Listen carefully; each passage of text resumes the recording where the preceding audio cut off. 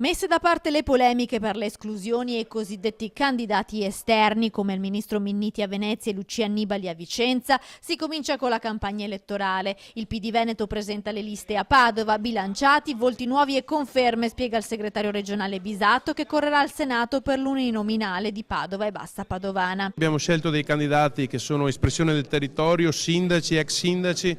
Noi pensiamo di poter contraddire quelli che sono i sondaggi che danno come in assoluta difficoltà il nostro partito nei collegi uninominali, e per questo abbiamo candidato delle persone radicate che possano presentarsi alle persone dicendo che hanno un passato che parla per loro. Sempre all'uninominale, ma per l'Alta Padovana e il Bassanese, c'è l'uscente senatore Santini. Questa legge è una legge nuova, quindi esige una presenza molto attenta nel territorio, appunto nei collegi uninominali, come nel caso che mi riguarda, e la campagna elettorale sarà essenzialmente quella nel territorio, comune, per dialogare con i cittadini. Per chiudere il Senato plurinominale nella circoscrizione Veneto 2, collegio Padova, Vicenza, Verona, l'unico padovano è Marcello Costa, ex sindaco di Curtarolo.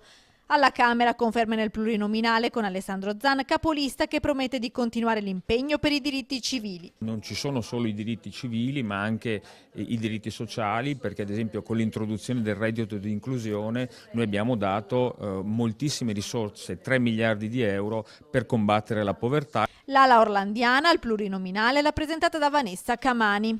Oggi quello che serve non è più discutere nel merito delle candidature, ma correre tutti insieme, facendo ciò che siamo abituati a fare, cioè una squadra che con le differenze, le sensibilità e nella pluralità ha un obiettivo comune. L'obiettivo comune è continuare a fare bene per il Paese. Seguono Giancarlo Piva, ex sindaco di Este, Jessica Rostellato. All'uninominale alla Camera per Padova Città c'è Fabio Verlato, ex assessore della Giunta Zanonato. Per l'Alta Anna Maria Zanetti e Giulia Narduolo invece per la Bassa Padovana.